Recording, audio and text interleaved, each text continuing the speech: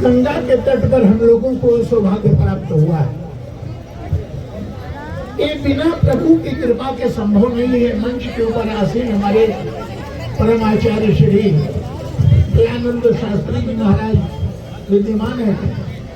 इनकी कथा मैंने हमारे श्री कृष्ण कुमार खेमका जी, उन्होंने कहा कि आना कथा में, तो मैं समय निकालकर दौड़ करके वहां पहुंचा। कल भी श्रवण किया, आज भी थोड़ा मुझे मिला। हमारे सामने बैठे हुए हमारे श्री राठी जी बैठे हैं, श्री नारायण जी बाबू बैठे हुए हैं, और भी बहुत से लोगों के नाम से मैं परिचित नहीं हूँ, कृपया क्षमा करेंगे। हृदय से सबका साधुवाद। आइए एकाग्र और शांति चित्त से प्रभु की कथा श्रवण करने के लिए चले। जो प्रसंग चल रहा है गीता भवन नंबर 3 में, उसमें भगवान श्री राम की यात्रा का प्रसंग चल रहा है। जो महर्षि भरद्वाज से प्रभु पूछते हैं, नाथ कही हम कही मग नहीं। जीवन के लिए मानो एक भौतिक प्रश्न नहीं है, मानो भगवान श्री राम साक्षात परब्रह्म परमात्मा होते हुए भी मानव के रूप में जब अवतरित होते हैं तो सारे संसार को बताते हैं कि अपने मन से मार्ग का चुनाव मत करो, क्योंकि कलयुग में व्यक्ति अपनी स्वतंत्रता, बुद्धि की स्वतंत्रता पर बड़ा बल देता है। इसलिए मानस में गोस्वामी जी ने भी कहा है कि मार्ग सोई जा कहीं जो भावा, पंडित सोई जो गाल बजावा। जिसको जो अच्छा लगता है उसी मार्ग पर चल रहा है, और सबसे बड़ा पंडित आचार्य वही है आज का, जो कर झूठ मस्करी नाना, कलिजुग सोई गुणवंत बखाना। सबसे बड़ा ज्ञानी वो माना जा रहा है जो दूसरे की स्त्री को बहकाने में बड़ा निपुण हो, दूसरे के धन को हड़पने में निपुण हो। और इसलिए एक प्रसंग आपके सामने रख रहा हूँ। सुखाणी वैद्य ने कहा कि लक्ष्मण की मूर्छा पहले दूर होना है, सूर्य भले बाद में निकले। एक प्रश्न उठा कि भाई सूर्य के निकलने से लक्ष्मण जी की मूर्छा का क्या अभिप्राय है? तो लक्ष्मण जी महाराज को ज्ञान का स्वरूप बताया है मानस में। सानुज सिंह समेत प्रभु राजत परण कुटीर, भगत ज्ञान वैराग्य जन सोहत धरेश। लक्ष्मण जी बुद्धिमान वैराग्य, और सूर्य भगवान को ज्ञान का स्वरूप बताया गया है। प्रातःकाल उदित होकर अंधकार को दूर करके सूर्य हमें प्रकाश देता है। तो एक प्रश्न उठा कि जीवन में पहले ज्ञान का उदय होना चाहिए, जीवन में पहले ज्ञान का उदय होना चाहिए, या वैराग्य की मूर्छा दूर होनी चाहिए? तो गोस्वामी तुलसीदास जी महाराज मानो संकेत देते हैं सुखैन वैद्य के द्वारा कि सूरज भले ही ज्ञान का बाद में निकले, पर जो वैराग्य मूर्छित पड़ा हुआ है वो पहले चैतन्य हो।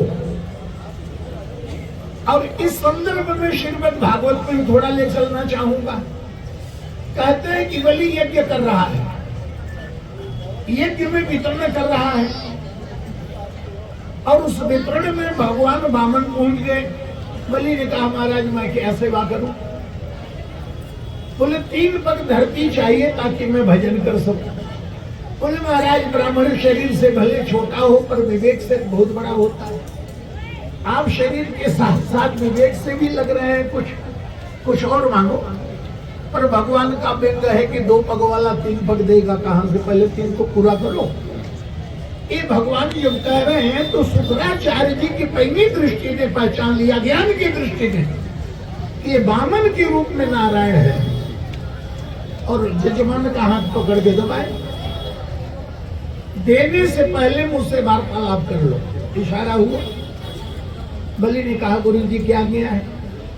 बोले ब्राह्मण आया है, इसको मना कर दे, नहीं दूंगा।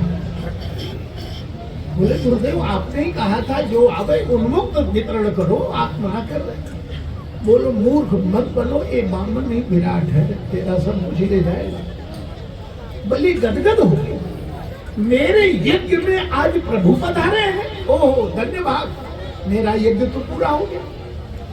और मैं तो दूंगा महाराज। बोले सब कुछ ले जाएंगे।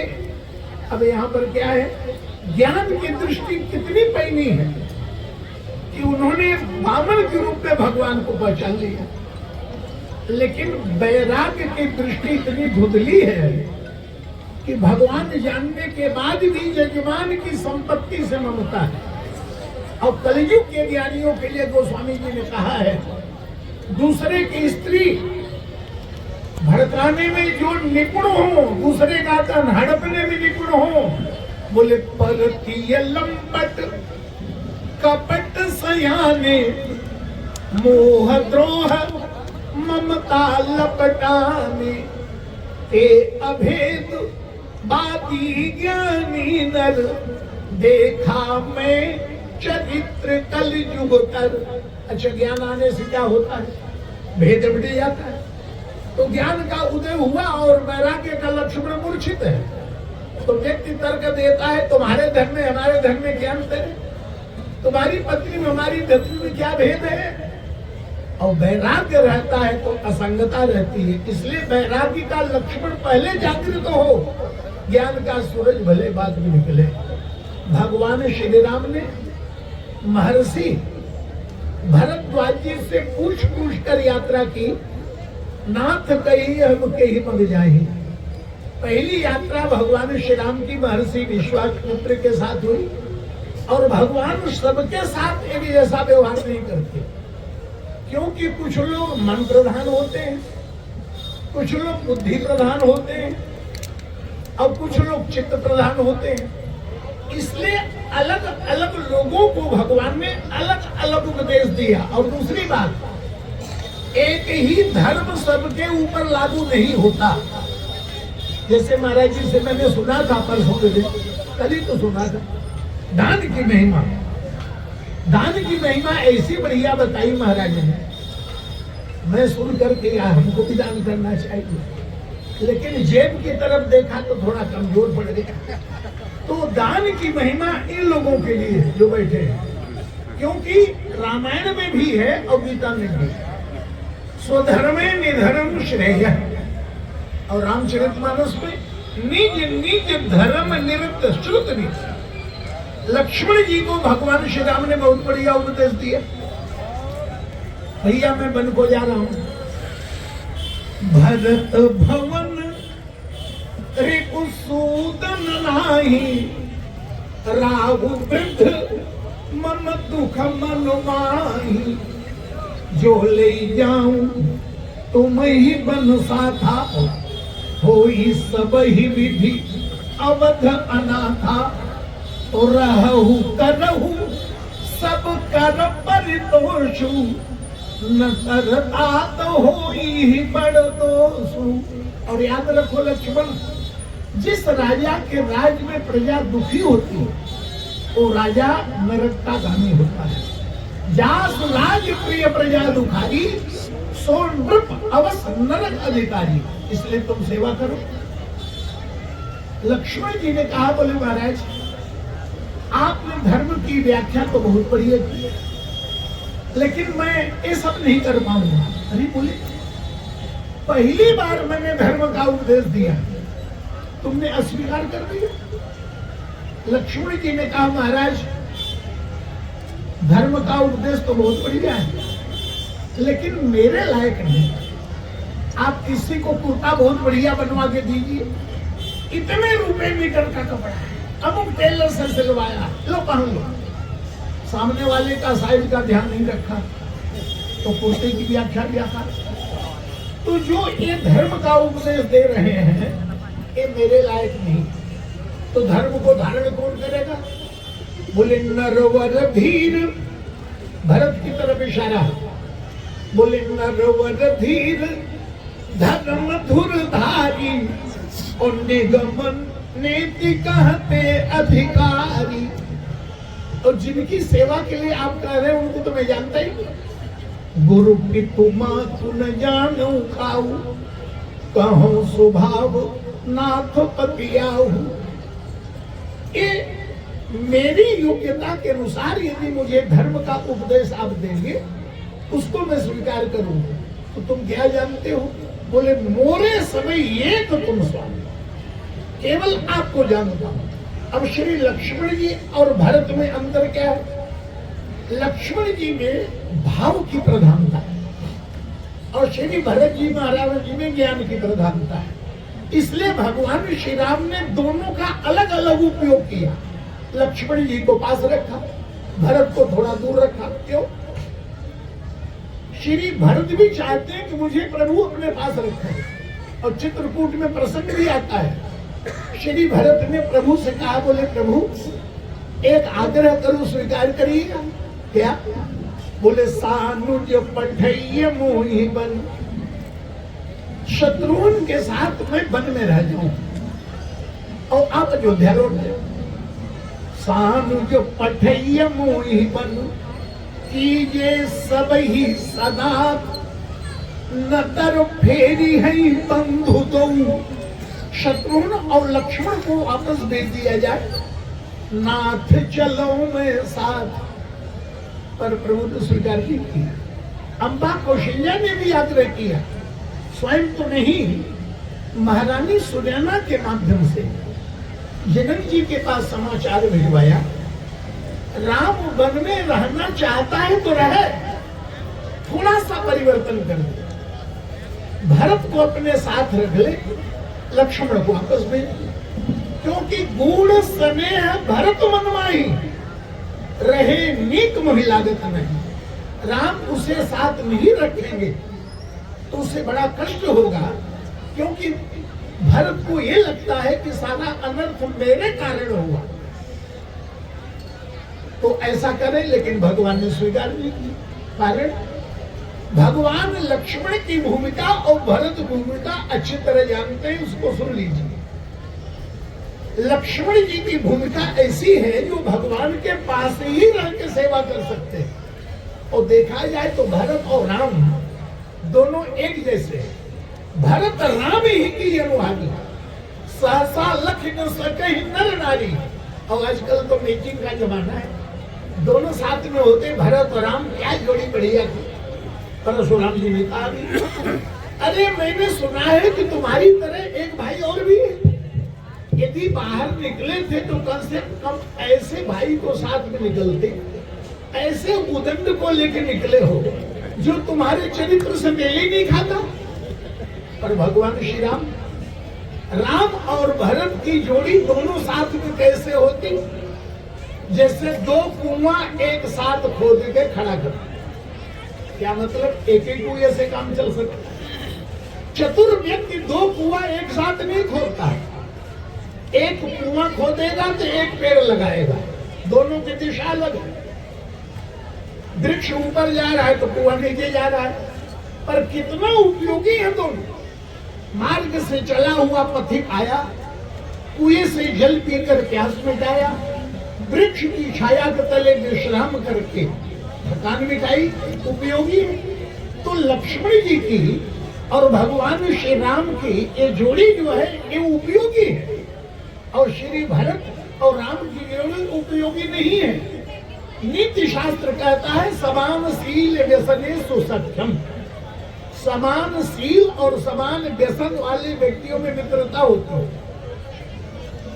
पर गोस्वामी जी ने स्वीकार नहीं किया इस बात को, भले नीतिज्ञों ने कहा, बोले आधी बात स्वीकार करूंगा आधी नहीं। समान व्यसन वाले व्यक्तियों की मित्रता हो सकती है, जैसे दो एक जैसा नशा करने वाले मित्र हो सकते हैं, लेकिन समान शील वाले यदि मित्रता करेंगे तो उपयोगी नहीं। तो मित्र कैसा होना चाहिए?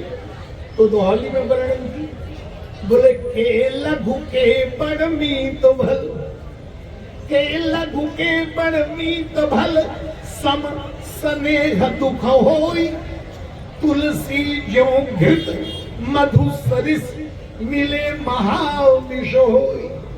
घी और शहद मिला तो एक संदेह जहर बन जाएगा बराबर मात्रा में। तो भरत और राम की जोड़ी विष बन जाती। कैसे? अब मान लो लक्ष्मण की जगह जनकपुर में भगवान श्री राम के साथ भरत होते और परशुराम जी आ गए, तो भगवान श्री राम बार बार मुनि विप्रवर कहा राम सन राम। तो भरत क्या करते, बोले भैया हाथ जोड़ रहे हैं तो मैं दंडवत मारूं महाराज, तो परशुराम चढ़ी जाते ऊपर। ऐसे में लक्ष्मण जी वहां उपयोगी है और इसलिए लक्ष्मण जी सामने है। तो इसलिए समान सील वाले व्यक्ति यदि आपस में मित्रता करे तो जहर है। तो चतुर व्यक्ति यदि संकोची स्वभाव का है तो एक मुंहफट दोस्त बनाता है। क्यों? कहीं समस्या खड़ी हो गई तो संकोच के कारण एक नहीं कुछ कह रहा है और दूसरा भी संकोची, तो वो उसका मुंह देख रहा है, वो उसका मुंह देख रहा है। ऐसे में मुंहफट साथी काम आता है कि संकोच के कारण नहीं कह रहा है तो मैं कह दूं। तो जहां श्री राम संकोच करते हैं वहां लक्ष्मण जी आगे आ जाते हैं, परशुराम जी आगे, और परशुराम जी ने शुरू कर दिया। तो भगवान श्री राम के सामने लक्ष्मण जी आके खड़े हुए सुरक्षा में। लक्ष्मण जी ने कहा बहुधनु ही तोरी ले बिकाई, कबहु न अस्त्र कीन गुसाई। परशुराम जी का क्रोध चौक, धनु ही सम त्रिपुरारि धनु। भगवान शिव के धनुष को धनु ही कह रहा है। लखन कहा हंसी हमरे जाना, सुनो देव सब धनुष समाना। मतलब ये धनुष है भगवान शिव का जो अहम का प्रतीक है, और अहम टूटेगा तभी सीताराम का मिलन होगा, भक्ति और भगवान का मिलन होगा। तो लक्ष्मण जी ने कहा महाराज अहंकार चाहे छोटा हो चाहे बड़ा हो, अहंकार तो अहंकारी, चाहे बल का हो चाहे रूप का हो चाहे ऐश्वर्य का हो प्रतिष्ठा का हो, अहंकार तो अहंकारी। परशुराम जी नहीं समझ पा रहे हैं। परशुराम जी ने कहा मैं ही करो कि ना घिनोगा, मेरी आंखों से दूर कर दो। लक्ष्मण जी के कहा हटाना तो बड़ा सरल है, पर आप सोच रहे कोई हाथ पकड़ के हटाओ, तो किसमें साहस है कि लक्ष्मण को हाथ पकड़ के हटाओ? उपाय तो आपके पास है, चाहो तो मैं हट जाऊं। कैसे? बोले मुंह हुआ कतो को आंख बंद कर लीजिए, दिखाई देना बंद हो जाऊंगा। ऊपर से टूटू में वाला संवाद लग रहा है, सार गर्भित है। लक्ष्मण जी कौन है? शेष। और शेष के विषय में आप लोगों को पता होगा, आंखें तो 2000 है पर कान बिल्कुल नहीं है। क्यों? ज्ञान दो प्रकार से होता है, सत्य को देखा तो ज्ञान हुआ, नहीं देखा कान से सुना तो भी ज्ञान हुआ। इसलिए हमारे शास्त्रों को श्रुति कहा गया है। श्रुति माने संसार का सारा ज्ञान सुना हुआ है। हम पैदा हुए तभी से सुन रहे हैं, ये पिताजी है, ये नाना जी आए हैं, ये मामा जी आए हैं, काका है, सुन ही तो रहे हैं, उसी शुद्ध ज्ञान मिला। इसलिए श्रुति सुना गया ज्ञान। और शेष भगवान की आंखें 2000 और कान बिल्कुल नहीं। क्यों? बोले ज्ञान परोक्ष और अपरोक्ष दोनों होता है। आपने सत्य को देखा तो अपरोक्ष ज्ञान, और आपने सुना मानो परोक्ष ज्ञान। तो लक्ष्मण जी ने कहा कि सुनने की आवश्यकता उसको है जिसने परमात्मा को देखा न हो। जो नित्य अपनी गोद में प्रभु को खिला रहा है, उससे ज्यादा कोई जानता है क्या? किसके सामने आप खड़े हैं, जरा आंख बंद करके देखिए, तब पता चल जाएगा। लक्ष्मण से किसी ने कहा, दूसरे को उपदेश दे रहे हो आंख बंद करने का, पर उपदेश कुशल बहुत दे रहे, आपने आंख बंद की। सच बात है, लक्ष्मण जी ने भी आंख बंद की। ज्यादा समय 10-15 मिनट और चले। आपने भी कभी आंख बंद की? ये जो मैंने कहा पर उपदेश कुशल बहुत दे रहे, जे आचरे ही तो नर न घनेरे, इसका 2 उदाहरण। भगवान श्री राम चित्रकूट में निवास कर रहे हैं। महाराज दशरथ की मृत्यु का समाचार गुरु वशिष्ठ के माध्यम से मिला। इतने दिनों बाद तो क्या करते हैं? बोले मरण हेतु निज नेह निहारी, भे अति विकल धीर धुरधारी। प्रभु व्याकुल हो गए, पिता की मृत्यु का समाचार सुना। और दूसरी तरफ रावण है, मेघनाथ की मृत्यु का, कुंभकर्ण की मृत्यु का समाचार जब मिला तो स्त्रियां रो रही, तो वहां आया तो लगा ज्ञान बखानने। तब 10 कंधर विविध विधि समुझाई सब नारी, अरे नश्वर रूप जगत यह देखो हृदय विचार। तो रावण भीतर से रो रहा है, बाहर से प्रदर्शन कर रहा है, और श्री राम अंदर से शांत है और बाहर से लोक व्यवहार में रोते हुए दिखाई दे रहे हैं। वही गोस्वामी जी ने लिखा रावण के संदर्भ में, पर उपदेश, स्त्रियों को उपदेश दे रहा है, पर उपदेश कुशल बहु तेरे जे आचरित नर घर ने। तो लक्ष्मण जी से कहा गया कि आंख मूंदने की सलाह दे रहे हो, आपने आंख बंद की क्या? तो सच मानो लक्ष्मण जी ऐसी आंख बंद करते हैं कि उसका कोई उदाहरण नहीं। जबकि ये शेष भगवान है, काल काल ब्याल कराल भूषण धर्म गंगा शशांकम प्रियम, काल कभी नहीं सो। कई लोग कहते हैं मैं तो तकिया से कह के सोता हूँ, 4 बजे उठा देना, तकिया जगाता है। अरे तकिया क्या जगाएगा? तकिया के बहाने काल से वो व्यक्ति कह रहा है मुझे जगा देना। संकल्प आज रात को ही देख लीजिए, आप संकल्प करिए कि इस समय में आँख खुले, तो एक बार तो खुली जाएगी, बाद में भले सो जाओ। काल सदा जागृत रहता। लक्ष्मण कभी सोते नहीं, आंख बंद नहीं करते। बोले ससुराल में, अरे देख लो भाई, करी भोजन मुनिवर विज्ञानी, लगे कहन कछु कथा पुरानी। दोनों भाई बोले ते दो बंधु प्रेम जनु जीते, और गुरु पद पदम पलोटत प्रीते। दोनों भाई गुरु जी का चरण दबा रहे, और गुरु जी क्या कह रहे हैं? बस बस हो गया, बार बार मुनि आज्ञा दी नहीं। यहाँ भी बड़ी विचित्र बात है, ये बार बार आज्ञा क्यों? गुरु की आज्ञा तो अक्षर से मानना चाहिए। गुरु ने कहा दिया बस आज्ञा का मान, लेकिन नहीं। हमारे महाराज श्री ने बताया कि किसी महापुरुष के विचारों की सेवा कर रहे हो तो अक्षरशः आज्ञा का पालन करो, और किसी महापुरुष के शरीर की सेवा कर रहे हो तो अक्षरशः आज्ञा का पालन मत करो। मान लो गुरु जी आए और आप चरण दबाने चले, और गुरु जी संकोची, आवश्यकता नहीं, चेला मिल गया आज्ञाकारी, जो आ गया ठीक है, तब तो हो गई सेवा। ऐसे समय में आग्रह नहीं, क्यों नहीं? सेवा की आवश्यकता है। तो बार बार गुरु आज्ञा दी, तो रघुबर जाय शयन तब की भी। एक महात्मा जी समय में सुना था, कोई गुरु जी आए तो चेला लगा पैर दबाने। अब 9 बजे रात से लगा 12 बजे है, तो गुरु जी ने मना नहीं किया तो लगा हुआ। तो एक करवट गुरु जी ने 12 बजे बदला। बोले वाह बेटा वाह, आनंद कर दिया, आनंद कर दिया, वाह वाह। कई भाई हो? बोले गुरु जी चाह बहुत अच्छा, बहुत अच्छा। फिर करवट लेके खर्राटा शुरू, मना किया नहीं, उसने बंद किया नहीं। बज गए सवेरे के 4, फिर एक करवट लिया, वाह वाह, आनंद आ गया, आनंद आ गया। बेटा कई भाई हो? बोले गुरु जी 3। रात को 4, अभी 3। बोले मैं बचूंगा तब न 4 रहेंगे, मुझे तो ले लिया। तो ऐसे गुरु मिल जाए तो कल्याणी कर दे चेले, लेकिन बार बार मुनि आज्ञा दी। अच्छा सोया कौन? ध्यान देना, बार बार मुनि आज्ञा दी नहीं तो रघुबर जाई शयन तब कीनी, लक्ष्मण जी का नाम नहीं है। तो लक्ष्मण जी क्या कर रहे हैं? बोले चापत चरण लखन उरलाए, सभय सप्रीति परम सच पाए।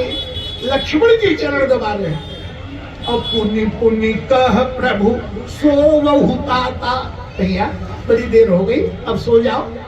बार बार कहा तो सो गए क्या? बोले ना। तो बोले पौढ़े उरधरी पद जल जाता। किसी वस्तु का सहारा लेके पौढ़े, जैसे हम लोग सत्संग में भी जाते हैं, देखते खंभा कहाँ है, तो पीछो ही टिका दे जरा, थोड़ा आराम से सुने ये पौढ़ना। तो बोले पता कैसे चला कि नहीं सोए? अरे बोले सवेरा हुआ तो पता चल गया। कब? बोले उठे, शब्दों पर ध्यान दीजिए गोस्वामी जी क्या कर रहे हैं। बोले उठे लखन, लखन उठे, उठे लखन निस विगत धुनि, अरुण शिखा सुनिकान। अरुण शिखा मुर्गा, लाल चोटी होती है ना उसकी। हाँ। तो मुर्गा बोला, पहले गांव में घड़ी नहीं थी तो हम लोग छोटे छोटे थे तो माताएं उठा दे, उठो। पहला मुर्गा बोला 4 बज गए, उठो। तो उठे लखन निस विगत धुनि, अरुण शिखा सुनिकान। अगला वाक्य बोले, गुरु ते पहले जगतपति, और जागे राम सुजान। गुरु जी से पहले राम जी जागे, राम जी के बाद गुरु जी जागे, लेकिन लक्ष्मण जी जागे नहीं, उठे। क्यों? बोले जो सोया था वो जागा, जो बैठा था सो उठा।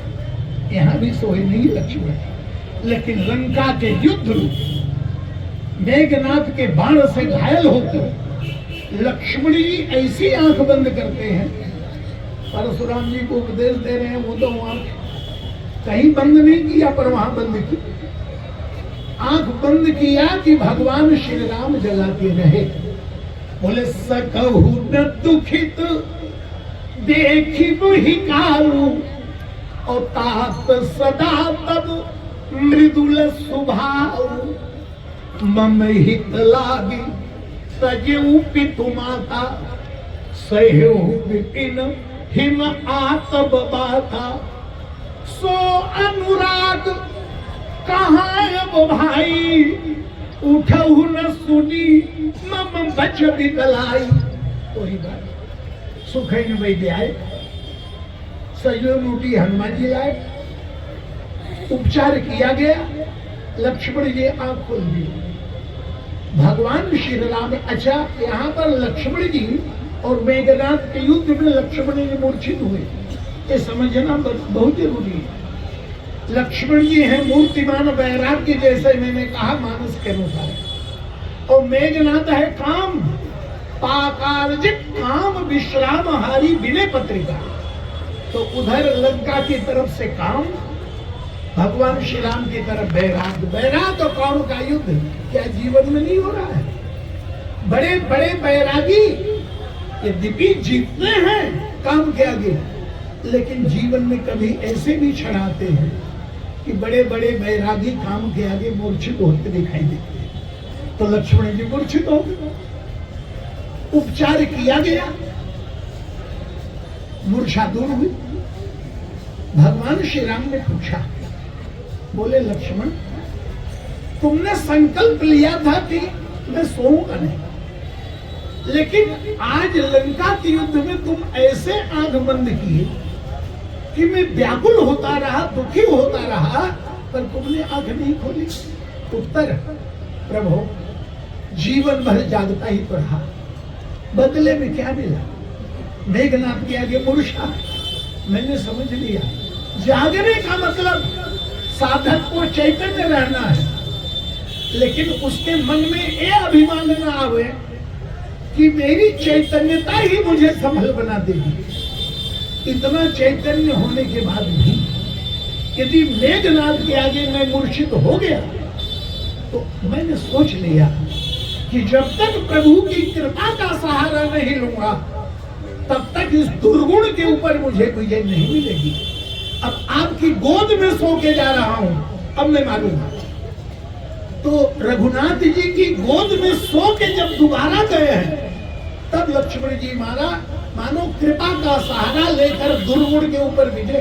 प्रभु ने पूछ दिया, लक्ष्मण तुमने मेरे साथ बड़ी बड़ी यात्राएं की, सर्वश्रेष्ठ अनुभव बताओ यात्रा का। कहा? बोले लंका। प्रभु ने कहा यहाँ तो तुम सो गए, मूर्छित हो गए, तो यहाँ यात्रा का हुई। लक्ष्मण जी ने कहा ना, जब मैं मूर्छित हुआ तभी यात्रा शुरू हुई मेरी, क्योंकि सारी यात्राएं तो मैंने आपके साथ चल चल कर पूरा किया, लेकिन मेघनाथ के बाण से मूर्छित हुआ। हनुमान जी ने अपनी गोद में उठाया और आपकी गोद में पहुंचाया। तो संत की गोद से चलकर परमात्मा की गोद में पहुंचना, इससे बढ़िया जीवन की यात्रा और क्या हो सकती। ये है लक्ष्मण के ही उपदेश दे रहे हैं। मुंह न हो आंख, आंख बंद करके देखो सामने कौन खड़े हैं।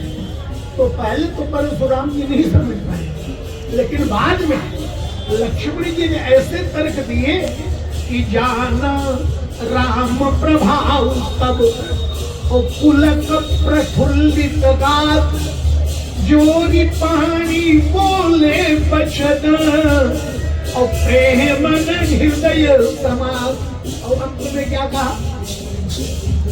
अनुचित। परशुराम जी लक्ष्मण का अनुचित बता रहे थे, आखिरी बात बोल रहा हूं। पहले लक्ष्मण को दोषी बता रहे, लेकिन लक्ष्मण जी महाराज ने ऐसी आंख खोली कि अपना दोष मान रहे हैं। क्या कह रहे हैं? अनुचित बहुत कहूं अज्ञाता और क्षमा मंदिर दो भ्राता। दोनों भाई हमें क्षमा करिए। ये है गुरु की कृपा। गुरु की कृपा से दृष्टि बदलती है। तो गुरु के रूप में लक्ष्मण ने दृष्टि बदल दी। इन्हीं शब्दों के साथ वाणी को विराम। बोलो भक्तवत्सल भगवान की जय। हर हर महादेव। मैया की जय। सनातन धर्म की जय। गीता भवन के ट्रस्टियों की जय। ट्रस्टियों की जय इसलिए किए व्यवस्था करते हैं तब हम